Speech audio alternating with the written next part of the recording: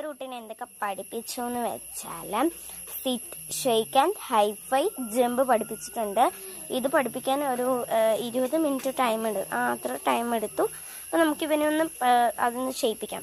Tiger sit, tiger come come, tiger come, tiger sit, sit tiger, tiger okay sit.